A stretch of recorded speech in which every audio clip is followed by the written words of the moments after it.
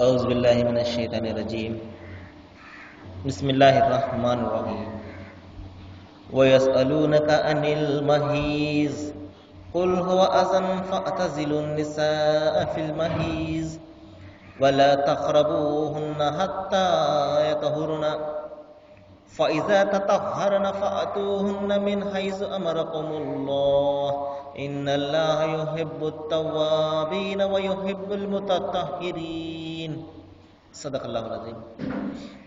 అనంత కరుణామయుడు, అపార కృపాశీలుడు, పాలకుడు, పోషకుడు, సర్వలోక ప్రభు అయిన అల్లాహ్ శుభనామంతో ప్రారంభిస్తున్నాను.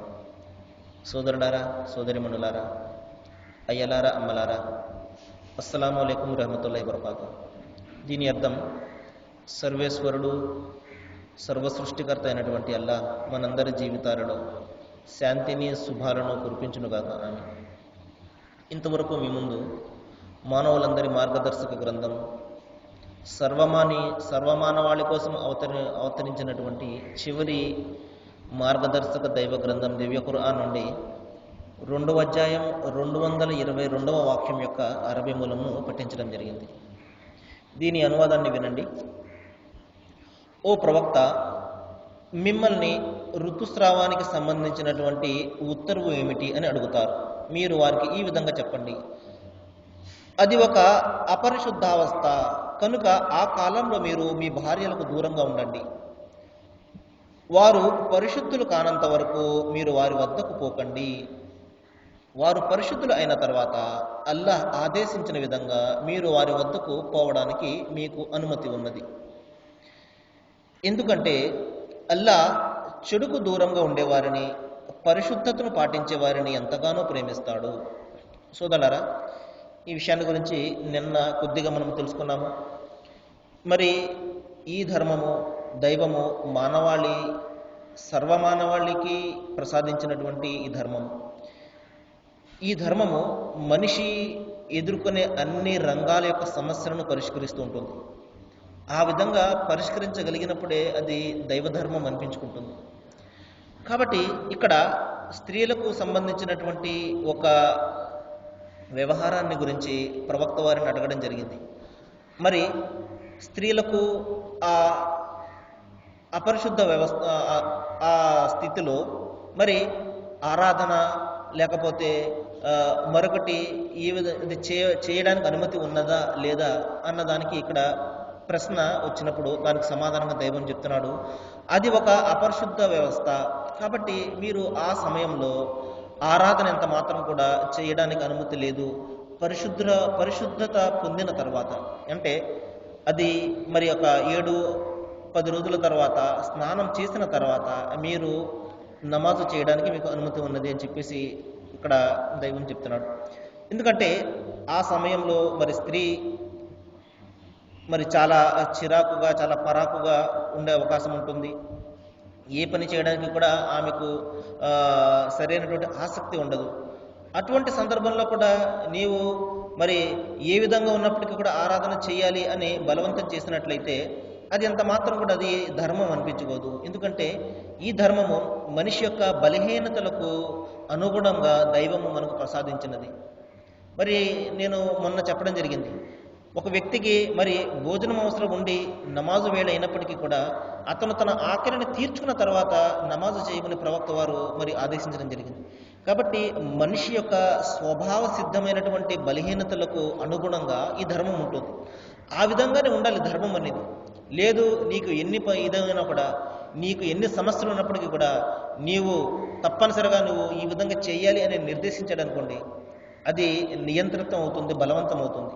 కాబట్టి బలవంతంగా ఆరాధన పొందే అవసరము దైవానికి అంత మాత్రం కూడా లేదు. ప్రవక్త ముహమ్మద్ సల్లల్లాహు అలైహి వసల్లం వారు చెప్పారు, వబషిరుహు వలా తునఫిరు, మీరు ప్రజలకు శుభవార్తనిస్తూ ఉండండి, వారి వ్యవహారాలను కష్టతరం చేయకండి అన్నారు. కాబట్టి దైవం గురించి, ఆయన ఆరాధన గురించి మనము కష్టతరంగా చేసేసామనుకోండి, ప్రజలకు వాళ్ళు భయపడిపోతారు. ఆరాధన అంటేనే వారికి విముఖత ఏర్పడుతుంది. కాబట్టి మనము దైవం అన్నా, ఆయన గ్రంథం అన్నా, ఆయన ఆరాధన అన్నా ప్రజలకు ఆసక్తి కలిగించే విధంగా మనము ప్రవర్తించవలసి ఉంటుంది. కాబట్టి కఠినమైనటువంటి విషయం అయినప్పటికీ కూడా తేలికగా వారికి అర్థమయ్యేలా చెప్పడానికి మనము ప్రయత్నం చేయాలి. లేదండి మీరు ఈ విధంగా దైవము ఈ 5 పూటల్లో కూడా నమాజును నిర్దేశించాడు, మీకు ఎటువంటి పరిస్థితులు ఉన్నప్పటికీ కూడా ఇక్కడికి వచ్చేయాలి, చేసేయాలి అంటే అతను భయపడిపోతాడు. కాబట్టి ఒక్కసారి అతను దైవం పట్ల అతనికి విశ్వాసము బలపడిన తర్వాత, దైవం పట్ల అతనికి ప్రేమ బలపడిన తర్వాత, మనము ఎంతగా ఆపినా కూడా అతను ఆ నమాజు చేయకుండా ఉండలేడు అనమాట. కాబట్టి ఆ విధమైనటువంటి ప్రేమ, ఆ విధమైనటువంటి అనుబంధము పెరిగిన తర్వాత అటువంటి స్థిరత్వము అతనికి వస్తుంది.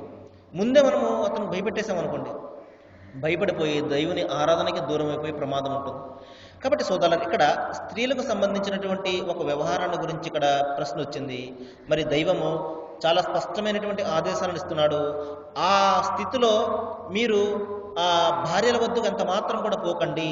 అంటే భార్యల వద్దకు పోకండి అంటే వారిని ముట్టుకోవడం లేకపోతే వారితో మాట్లాడడం నిషిద్ధం ఎంత మాత్రం కూడా కాదు సోదరులారా. చాలామంది మరి మనం ఇప్పటికీ కూడా చూస్తుంటాము, మరి ఆ కాలంలో వాళ్ళను వేరుగా పెడుతుంటారు. ఆ కాలంలో మరి ముట్టుకోవడమే పాపంగా భావిస్తుంటారు. ఎంత మాత్రం కూడా అది చేయరా అనేటువంటి పని. దైవం ఇక్కడ కేవలము ఆరాధనలు చేయొద్దు అంటున్నాడు. మరి దైవ గ్రంథాన్ని పారాయణం చేయకండి, ఎందుకంటే ఆసక్తి ఉండదు ఆ సమయంలో. ఆ స్త్రీలకు చాలా భయంకరమైనటువంటి, కొంతమందికి పెయిన్ ఉంటుంది, నొప్పి ఉంటుంది, భయంకరమైనటువంటి స్థితి వారికి ఉంటుంది. అటువంటి సందర్భంలో ఆరాధన కానీ ఈ విధంగా దైవగ్రంథం పారాయణం కానీ వారికి ఎంత మాత్రం కూడా ఆసక్తి ఉండదు. కాబట్టి దైవము ఈ 2 పనులు మీరు చేయకండి అంటున్నాడు. ఇంకా మగవాళ్ళకి నిర్దేశిస్తున్నాడు, భర్తలకు మీరు ఆ సమయంలో ఎంత మాత్రం కూడా భార్యల వద్దకు కలవడానికి పోకండి అంటున్నాడు. తప్పించి మాట్లాడడం లేకపోతే వాళ్ళతో కూర్చొని ఈ విధంగా కబుర్లు చెప్పడం, దీనిని ఎంత మాత్రం కూడా నిషేధించడం లేదు సోదరులారా. కేవలము వాళ్ళతో మీరు లైంగిక సంబంధమైనటువంటి వ్యవహారాలు ఎంత మాత్రం కూడా చేయకండి ఆ సమయంలో అని ఇక్కడ ఆజ్ఞాపిస్తున్నాడు. ఈ విషయాన్ని మనము చాలా ప్రధానంగా జ్ఞాపకం పెట్టుకోవాలి. ఎందుకంటే మనకు డాక్టర్లు కూడా చెప్తున్నారు, ఆ సమయంలో కలవడం చాలా ప్రమాదానికి దారితీస్తుంది, అది భయంకరమైనటువంటి జబ్బులకు దారితీస్తుంది.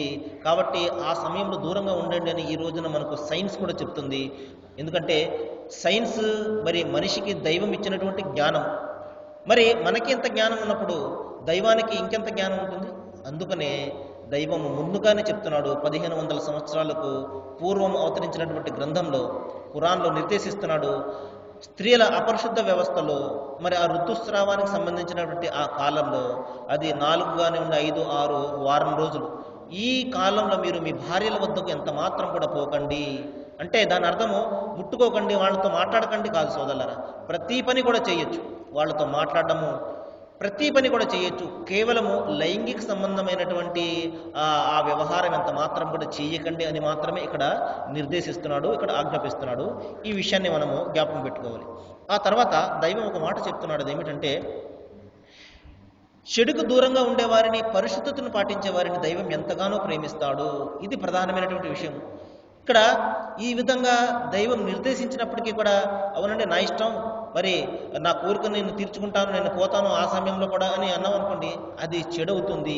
అటువంటి వారిని, మరి పరిశుద్ధతను పాటించని వారిని దైవం చాలా అసహ్యించుకుంటాడు. పరిశుద్ధత అనేది చాలా ప్రధానమైనటువంటి విషయము. మన ఆత్మ పరిశుద్ధత కావాలి, మన శారీరక పరిశుద్ధత కావాలి. కాబట్టి అపరిశుద్ధ వ్యవస్థలో మీరు మీ భార్యల వద్దకు పోకండి. వారు అపరిశుద్ధత నుండి బయటకు వచ్చిన తర్వాత, స్నానం చేసిన తర్వాత, అభ్యంగన స్నానము, దీనినే గుసూల్ అంటారు. ఈ స్నానము చేసిన తర్వాత మీకు అనుమతి ఉంటుంది తప్ప ఈ కాలంలో మీరు ఆ భార్యల వద్దకు లైంగిక సంబంధమైనటువంటి కోరికల నిమిత్తం ఎంత మాత్రం కూడా పోకండి అని దైవం నిర్దేశిస్తున్నాడు. ఎందుకంటే అది అపరిశుద్ధ వ్యవస్థ. పరిశుద్ధతను పాటించేవారిని దైవం ప్రేమిస్తాడు. ఆ తర్వాత సోదరులారా, ఒక చాలా మంచి మాటను దైవం ఇక్కడ చెప్తున్నాడు. అదేమిటంటే నిసాఉకుం హర్సుల్లకుం, మీ భార్యలు మీకు సేద్యపు భూములు లాంటి వారు అంటున్నాడు. చూడండి ఎంత చక్కటి పోలికను దైవం ఇక్కడ చెప్తున్నాడు. చూడండి, మీ భార్యలు మీకు సేద్యపు భూములు లాంటి వారు. మీ సేద్యపు భూములకు మీరు కోరిన విధంగా పోవడానికి మీకు అధికారం ఉన్నది అంటున్నాడు. కాబట్టి చూడండి, భార్యాభర్తల మధ్య ఉండే ఈ సంబంధాన్ని దైవము ఒక రైతుకు మరియు అతని పంట పొలానికి మధ్య ఉన్నటువంటి సంబంధంగా ఇక్కడ అభివర్ణిస్తున్నాడు. చూడండి, ఎందుకంటే రైతు తన పంటను చాలా ఎక్కువగా ప్రేమిస్తాడు, తన భూమిని.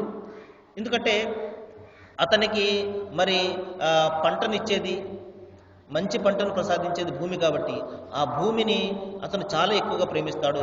మరి దుక్కి దున్నుతాడు, నాట్లు వేస్తాడు, నార్లు వేస్తాడు. ఈ విధంగా ఆ చీడపీడ ఏదైనా వచ్చినప్పుడు మరి మందులు జల్లి కంటికి రెప్పలా కాపాడుకుంటాడు. ఎందుకంటే చక్కటి పంటను అతనికి ఇవ్వాలి అని చెప్పేసి. అదేవిధంగా భార్య భర్తకు పంట పొలం లాంటిది. అంటే ఓ చక్కటి వారసులను ఆమె ప్రసాదిస్తుంది. ఓ చక్కటి పొలం, చక్కటి పంట లాంటి బిడ్డలను ఆమె ప్రసాదిస్తుంది. కాబట్టి బిడ్డలను ప్రసాదించేది మరి దైవము ఆ భార్య ద్వారా బిడ్డలను ప్రసాదిస్తాడు. కాబట్టి తన వంశాంకురాలను ఆ భార్య ఇస్తుంది. కాబట్టి భార్యను ఇక్కడ సేద్యపు భూమితో పోల్చడం జరిగింది. కాబట్టి చూడండి ఎంత చక్కటి అనుబంధాన్ని భార్యాభర్తల మధ్య దైవము ఇక్కడ సూచిస్తున్నాడు చూడండి. ఎందుకంటే మరి భర్తకు మరి వంశాంకురాలను ఇచ్చేది, మరి తన వంశాన్ని నిలబెట్టేది మరి ఆ భార్య ఇచ్చినటువంటి సంతానమే. కాబట్టి భార్యలు మీకు పంట పొలాలు లాంటి వారు. ఏ విధంగా అయితే పంట పొలాలు అనేవి మీకు మంచి పంటను ఏ విధంగా అయితే ప్రసాదిస్తాయో భార్య కూడా మీకు మీ వంశాంకురాలను ప్రసాదిస్తుంది. కాబట్టి మీ భార్య వద్దకు మీకు పోవడానికి ఎప్పటికైనా పోవచ్చు, మీకు అనుమతి ఉన్నది. అయితే ఈ అపరిశుద్ధ వ్యవస్థలో మీరు ఎంత మాత్రం కూడా పోకండి అని దైవం నిర్దేశిస్తున్నాడు. కాబట్టి దైవం ఇచ్చినటువంటి ఈ ఆనందాన్ని, ఈ సుఖాన్ని కేవలము ధర్మ సంబంధమైనటువంటి మార్గం ద్వారా మాత్రమే మనం పొందవలసి ఉంటుంది. ఆ ధర్మ సంబంధమైనటువంటి మార్గం ఏమిటంటే మరి చట్టబద్ధంగా వివాహం చేసుకున్నటువంటి భార్య. కాబట్టి మనిషి తన కోరికను తన భార్య ద్వారా మాత్రమే తీర్చుకోవాలి. అందుకని ప్రవక్త ముహమ్మద్ సల్లల్లాహు అలైహి వసల్లం వారు చెప్పారు, మనిషి తన కోరికను తన భార్య ద్వారా తీర్చుకోవడం కూడా అది పుణ్యాన్ని ప్రసాదిస్తుంది అన్నారు. అప్పుడు శిష్యులు అడిగారు, ఓ ప్రవక్త, ఒక మనిషి, ఒక భర్త తన కోరికను తీర్చుకోవడం నిమిత్తము తన భార్య వద్దకు వెళ్తాడు కదా, మరి అటువంటి సందర్భంలో అతనికి పుణ్యం ఏ విధంగా వస్తుంది అనగానే ప్రవక్త వారు చెప్పారు, మరి తన కోరికను అతను ధర్మ సంబంధమైనటువంటి మార్గం ద్వారా కాకుండా అధర్మ సంబంధమైనటువంటి మార్గం ద్వారా, అంటే వ్యభిచారం ద్వారా తీర్చుకున్నట్లయితే అది మరి పాపమే కదా, అది మరి పాపానికి వ్యతిరేకము పుణ్యమే కదా. కాబట్టి తన భార్య ద్వారా తన కోరికను తీర్చుకోవడం కూడా మనిషికి పుణ్యాన్ని ప్రసాదిస్తుందని చెప్పేసి మనకు ఇస్లాం ధర్మం చెప్తుంది. చూడండి ఎంత చక్కటి, మనిషికి పుణ్యాన్ని సంపాదించుకునే ఎన్ని చక్కటి మార్గాలు దైవం పెట్టాడో చూడండి. తన ధర్మ సంబంధమైనటువంటి కోరికను ధర్మ సంబంధమైనటువంటి మార్గం అంటే భార్య ద్వారా తీర్చుకోవడం కూడా మనిషికి పుణ్యాన్ని ప్రసాదిస్తుంది. చూడండి ఎంత చక్కటి అనుబంధాన్ని దైవం ఇక్కడ సూచిస్తున్నాడు. సరే, మరికొన్ని విషయాలు మనం రేపు చెప్పుకుందాం. ఇప్పుడు మనము మన వ్యక్తిత్వానికి సంబంధించి, దుస్తులకు సంబంధించి కొన్ని విషయాలు మనం తెలుసుకుంటున్నాము. మరికొన్ని విషయాలు తెలుసుకోవడానికి ప్రయత్నం చేద్దాము. ఎందుకంటే సహజంగా మనిషికి దుస్తులు అనేవి చాలా ముఖ్యమైనటువంటివి. ఎందుకంటే దుస్తులను బట్టి మనిషిని ఈ రోజున మనం అంచనా వేయగలము. అయితే సోదరులారా, దైవం ఒక మాట అంతిమ గ్రంథం ఖురాన్లో చెప్తున్నాడు. అదేమిటంటే జాలిక తఖ్వా బి ఖైర్, జాలిక లిబాసు తఖ్వా బి ఖైర్ అంటున్నాడు. అంటే మీరు మంచి దుస్తులు ధరించండి, కానీ భయభక్తులు అనే దుస్తులు ఉన్నాయి చూశారు, అవి చాలా ప్రధానమైనటువంటివి అంటున్నాడు. కాబట్టి మనిషి ముందుగా ఈ భయభక్తులు అనే ఈ దుస్తులను ధరించాలి. భయభక్తులు అంటే దైవం పట్ల భయము, ఆయన పట్ల భక్తి, మరణానంతర జీవితం పట్ల మనకు అవగాహన, పాపభీతి, ఇవి భయభక్తులు అంటే. వీటినే అరబీ భాషలో తఖ్వా అంటారు. తఖ్వా అంటే భయభక్తులు అని. కాబట్టి మీరు భయభక్తులు అనే దుస్తులు ధరించండి. మనం చూస్తుంటాము, మంచి దుస్తులు ధరిస్తాము, కానీ హృదయము దైవం పట్ల భయం ఉండదు, భీతి ఉండదు. దానివల్ల ఏంటి ప్రయోజనం? ఏమాత్రం కూడా ప్రయోజనం ఉండదు. కాబట్టి మీరు సాధారణ దుస్తులు ధరించిన నిజమైనటువంటి దుస్తులు ఏమిటంటే భయభక్తి అనేవి, విశ్వాసం అనేది చాలా ప్రధానమైనటువంటి దుస్తులు. కాబట్టి ఈ దుస్తుల ద్వారా మీకు దైవం ఎంతో అందాన్ని ప్రసాదిస్తాడు. ఒక వ్యక్తికి విశ్వాసం ఉండి భయభక్తులు ఉన్నాయనుకోండి, అంతకు మించి దుస్తులు మరొకటి ఉండవు సోదరులారా. అంతకు మించి ఆత్మ సౌందర్యము మరొకటి ఉండదు. అంతకు మించి మరి విశ్వాసం పట్ల గర్వము మరొకటి ఉండదు. కాబట్టి మనిషికి ప్రధానంగా మనము గుర్తుపెట్టుకోవాల్సిన విషయం ఏమిటంటే అతను దుస్తులు ధరించాలి. ఎటువంటి దుస్తులు? భయభక్తులు అనే దుస్తులు, దైవం పట్ల ప్రేమ అనే దుస్తులు అతను ధరించాలి. అప్పుడు ఈ దుస్తులు ధరించినట్లయితే అతని ఆంతర్యము, అతని మనస్సు మరి నిజమైనటువంటి పవిత్రతను పొందుతుందన్నమాట. కాబట్టి సోదరులారా, మరి వస్త్రాల ద్వారా అహంభావం కానీ గర్వం కానీ ఎంత మాత్రం కూడా వ్యక్తం కాకూడదు. ఇది మనము చాలా ప్రధానంగా జ్ఞాపకం పెట్టుకోవాలి. అది వస్త్రధారణ అనేది మరి ఒకరిని ఆకర్షించేదిగా ఎంత మాత్రం కూడా ఉండకూడదు. ఇది చాలా ప్రధానంగా మనము జ్ఞాపకం పెట్టుకోవాలి. అందుకనే దైవము స్త్రీలకు మీ యొక్క అందచందాలను బహిర్గతపరచకండి అని ఆజ్ఞను ఇవ్వడం జరిగింది. ఎందుకంటే సహజంగా మగవాడు ఎక్కువగా స్త్రీల పట్ల ఆకర్షితుడవుతూ ఉంటాడు. మరి బలహీనమైనటువంటి మనసును కలిగి ఉంటాడు స్త్రీల పట్ల. కాబట్టి ఎప్పుడైతే స్త్రీ ఆకర్షణీయమైనటువంటి దుస్తులు ధరించి ఆకర్షణీయంగా మరి ఆమె అలంకరించుకుంటుందో సహజంగా ఆ దృష్టి మరి స్త్రీల మీదకు పోతుంది, ఆకర్షితమవుతూ ఉంటాడు. ప్రవక్త వారు ఒక సందర్భంలో చెప్పారు, దైవము ఆ మగవాణిని మరి శపిస్తాడు. మరి ఏ మగవాడైతే స్త్రీలను ఆకర్షించే నిమిత్తము మరి అందమైనటువంటి అలంకరణ చేసుకుంటాడు. మరి ఇంకా చెప్పారు, దైవము ఆ స్త్రీని శపిస్తాడు ఏ స్త్రీ అయితే మగవారిని ఆకర్షించే నిమిత్తము అందంగా అలంకరించుకుని అలంకరణలు చేసుకుంటూ ఉంటుందో. కాబట్టి స్త్రీ పురుషులు ఇరువురిని కూడా దైవం శపిస్తాడని ప్రవక్తలు హెచ్చరించారు. కాబట్టి ఒకరిని ఆకర్షించే నిమిత్తము అందరూ కూడా నన్ను చూడాలి, నా చేత ఆకర్షించబడాలి అన్న కోరికతోటి ఇక్కడ మనం ఎంత మాత్రం కూడా వస్త్రధారణ కానీ అలంకరణ కానీ ఎంత మాత్రం కూడా చేసుకోకూడదు సోదరులారా. ఈ విషయాన్ని మనం ప్రధానంగా జ్ఞాపకం పెట్టుకోవాలి. సహజంగా ఇస్లాం ధర్మం పట్ల అవగాహన లేనటువంటి చాలామంది ఏమండి ఇస్లాం ధర్మము స్త్రీలను బుర్ఖాలు వేసి లోపల దాచేస్తూ ఉంటుందండి, వాళ్ళని అణిచివేస్తూ ఉంటుందని చెప్పేసి భావిస్తుంటారు. సోదరులారా, ఈ రోజున మనం చూస్తున్నాము మన స్త్రీ ఎంత భయంకరమైనటువంటి పరిస్థితుల్లో ఈ రోజున కూరుకుపోయి ఉందో చూస్తున్నాం కదా. స్త్రీ మరి నిర్భయంగా ఆమె బయటకు పోయే పరిస్థితి ఈ రోజున లేదు. అనేక రకాల డేగ చూపులు ఆమెను తడుముతూ ఉంటాయి. ఈ రోజున మనం చూస్తున్నాము మరి బయటకు పోయినటువంటి స్త్రీ తిరిగి సేఫ్గా మరి వెనక్కి వస్తుందో లేదో తెలియనటువంటి పరిస్థితి ఈ రోజున మనం చూస్తున్నాం. కాబట్టి ఇటువంటి పరిస్థితుల నుండి తనను తాను రక్షించుకోవాలి అంటే తప్పనిసరిగా ఆమెకు ఒక రక్షణ కవచం అవసరము. ఆ రక్షణ కవచమే ఈ రోజున దైవం మనకు ప్రసాదించినటువంటి స్త్రీలకు ప్రసాదించినటువంటి వరం ఏమిటంటే మీరు మీ అందచందాలను బహిర్గతం చేసుకోకుండా మీరు కప్పుకోండి అంటున్నాడు. ఈ బుర్ఖా అనేది, ఈ పరదా అనేది స్త్రీకి ఈ రోజున వరం లాంటిది, రక్షక కవచం లాంటిది. ఎప్పుడైతే స్త్రీ ఈ బుర్ఖాను ధరించి మరి బయటకు పోతుందో ఏ చూపులు కూడా ఆమెను తడమలేవు. ఎందుకంటే ఆమె అందం బహిర్గతం కాదు కాబట్టి. మనిషి సహజంగా ఏ స్త్రీ అయితే అందంగా ఉంటుందో, ఏ స్త్రీ అయితే మరి అందంగా అతనికి కనిపిస్తుందో, ఆకర్షణీయంగా ఉంటుందో ఆమె వైపు చూస్తాడు తప్పించి అందమే అతనికి కనబడలేదనుకోండి సహజంగా ఆ చూపులు ఎవరి మీదకు కూడా పోవు. ఉదాహరణకు చూడండి, ఒక స్త్రీ అందంగా అలంకరించుకుని వెళ్తుంది, మరొక స్త్రీ తన అందాన్ని పూర్తిగా కప్పుకొని వెళ్తుంది. మరి మనిషి మగవాడు ఏ స్త్రీని చూస్తాడు? సహజంగా అందంగా కనిపించే స్త్రీని చూస్తాడు. మరి అందాన్ని కప్పుకున్నటువంటి స్త్రీ మీద అతని దృష్టి అంత మాత్రం కూడా పోదు.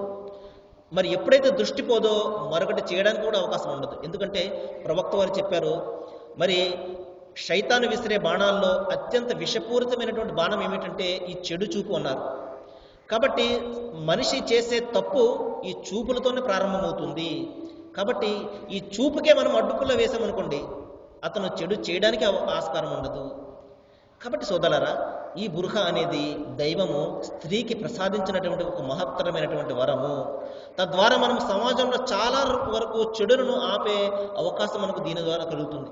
కాబట్టి మనము ఆ ధర్మము ఆ విధంగా చెప్తుంది, మరి బుర్ఖాలో మరి స్త్రీలను అణిచివేస్తుంది అని ఎవరో చెప్పడం కాదు, ప్రాక్టికల్గా మనము ఆలోచించాలి. ఇది మన సమాజానికి ఉపయోగపడుతుందా లేదా అనేది మనం ఆలోచించాలి. ఈ రోజున మనకు సమాజానికి ఉపయోగపడుతుంది. యాసిడ్ దాడుల నుండి, మగవారి డేగ చూపుల నుండి, మరి వికృతమైనటువంటి చూపుల నుండి ఇది మనకు రక్షిస్తుంది, మన ఆడబిడ్డలను మన రక్షిస్తుంది అని మనకు అనిపించినప్పుడు మనము తప్పనిసరిగా దాన్ని మనం అనుసరించాలి. మీకు ఒక ఉదాహరణ చెప్తాను చూడండి. మనకు జబ్బు వచ్చిందనుకోండి, డాక్టర్ వద్దకు వెళ్తాం. కానీ ఆ డాక్టరు అతను కులం ఏమిటి, అతని మతం ఏమిటి, అతని వర్గం ఏమిటి, ఏది కూడా మనం చూడము. అతను వైద్యం బాగా చేస్తాడా లేదా ఇదే మనం చూస్తాం. వైద్యం బాగా చేస్తాడు అంటే అతని వద్దకు వెళ్తాం. అదేవిధంగా మన సమాజానికి ఉపయోగపడే ఏదైనా ఒక మాట ఉందనుకోండి, అది ఇస్లాం ధర్మం చెప్తుందా, మరొకటి చెప్తుందా మనం ఎంత మాత్రం కూడా చూడకూడదు. మన సమాజానికి మేలు జరుగుతుంది అంటే మనము తప్పనిసరిగా ఏ మాత్రం కూడా భేషజాలకు పోకుండా దానిని మనము ఆచరించాలి. ఈ పరద అనేది మన ఆడబిడ్డలకు రక్షణ ఇస్తుంది. ఈ రోజున మరి శారీరక సంబంధమైనటువంటి జబ్బుల నుండి కూడా ఇది రక్షణ ఇస్తుంది, ఎండ నుండి రక్షణ ఇస్తుంది, వాన నుండి రక్షణ ఇస్తుంది. అదేవిధంగా ప్రధానంగా మగవాడి క్రీడ చూపుల నుండి, స్త్రీ చూపుల నుండి ఇది మన ఆడబిడ్డలకు రక్షణ ఇస్తుంది. ఆమె సేఫ్గా వెళుతుంది, సేఫ్గా వస్తుంది. ఇది మన ఆడబిడ్డకు సహకరిస్తుంది, సహాయం చేస్తుంది అని మనకు తెలిసినప్పుడు తప్పనిసరిగా మనము దానిని పాటించాలి. ఎప్పుడైతే మనం ఈ విధంగా పాటిస్తామో మన సమాజం కూడా చాలా వరకు చెడుల నుండి బయటపడడానికి అవకాశం ఉంటుంది.